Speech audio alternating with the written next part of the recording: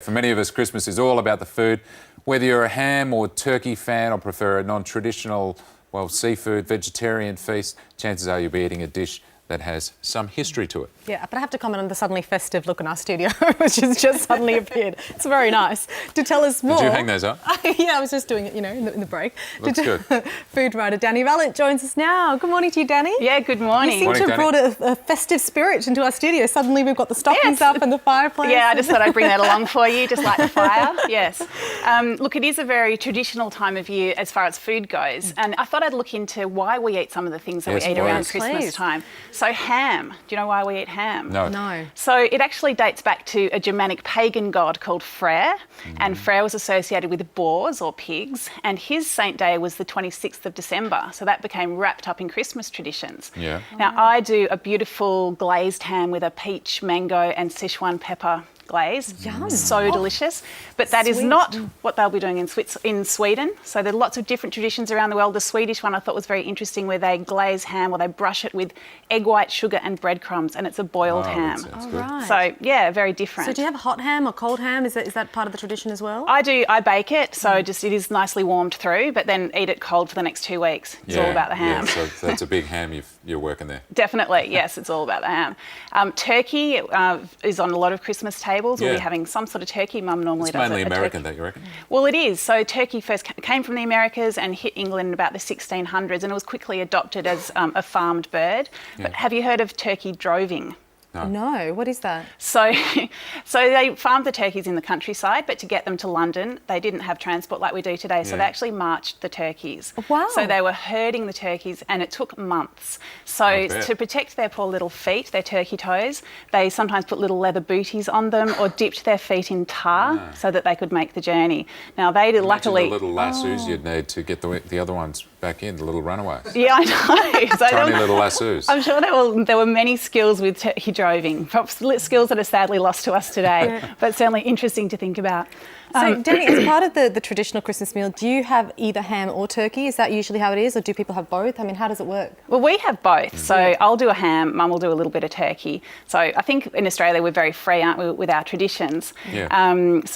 My family's part Jewish, so we also have some Jewish traditions. And actually Hanukkah, the Jewish festival of lights, starts on Christmas Day this year. It actually lines up. Our colleague Amy will be celebrating Hanukkah. Okay, so Hanukkah's all about fried foods. We're celebrating the miraculous burning of oil so that the oil lasted for the full 8 days of Hanukkah, and that gives us permission to eat donuts. Oh, right. Right, as if you need permission. Yeah, exactly. I was just going to say, it's Christmas. What about seafood? We're seeing at the markets, people go in for prawns and lobsters. I don't know anyone that has lobster for Christmas, but there must be a lot of people out there. Oysters? What's the seafood Well, background? I think Christmas Eve, which is when a lot of European people eat their main Christmas meal, so meat isn't eaten on that day before Christmas, and so that seafood element comes in, and we've taken that on. I think also in a hot climate, the colder seafoods that you can have, it sort of makes sense. I was just going to say, we eat seafood over Christmas, but again, we're really not very traditional in terms of, that's why I'm so curious to know what are the traditional meals. Yeah. But because it's so hot outside, it's just nice to have,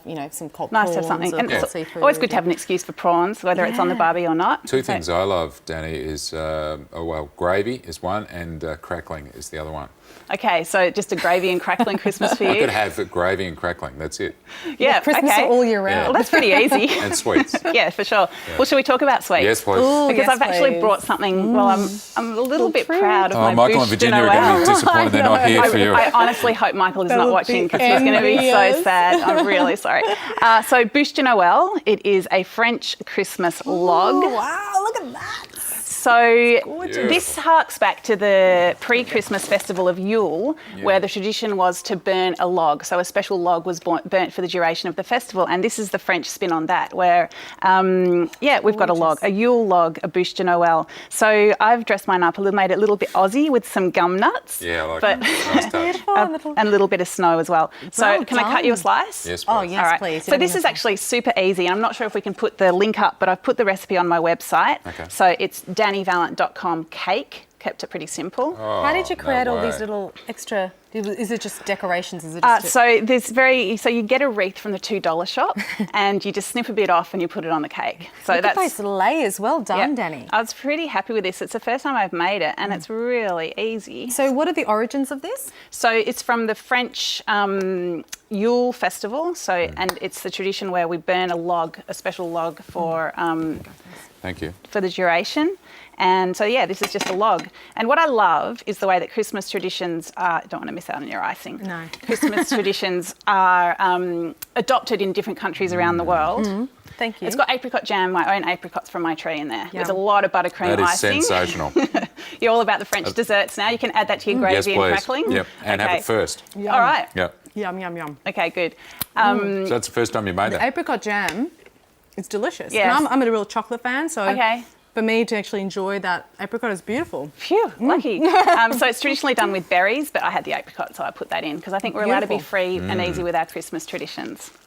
You're not getting a slice yourself? You just cut us both Oh, pieces? don't worry. I had to trim it. I had to trim it and test it extensively, so I'm all good. I'm sure the rest of the crew are all watching this with envy going, when's it coming back out? So Yeah. we We've can got dig Simon into over it. here. He That's thinks he's right. getting He's a ready, slice. the cameraman is Yeah. ready to go. So DaniValent.com/cake, and that's where you can find that recipe. It is so easy. It's just a really easy sponge mixture in a tray in the oven for 8 minutes. Spread the jam on, roll it up, and ice it. That's my type of cake. I need something simple. It's so simple. Anyone can do this for Christmas But I'm Day. sure you've mastered the art of making it look beautiful, Dani, as usual. So well done. And thank you for the delicious cake. And how long do you spend preparing meals for Christmas? Look, I'm all about long? keeping it easy. No, not too long. So the glaze for the ham is like a matter of half an hour, and then you just put the ham in. So the pig's done all the hard work in growing that beautiful leg for us. Yeah. So no, that's really easy. I do a cold gazpacho, so a cold soup, and that's really simple. And this cake, as I've said, is really easy. So. What are the side dishes that go with the meat as well?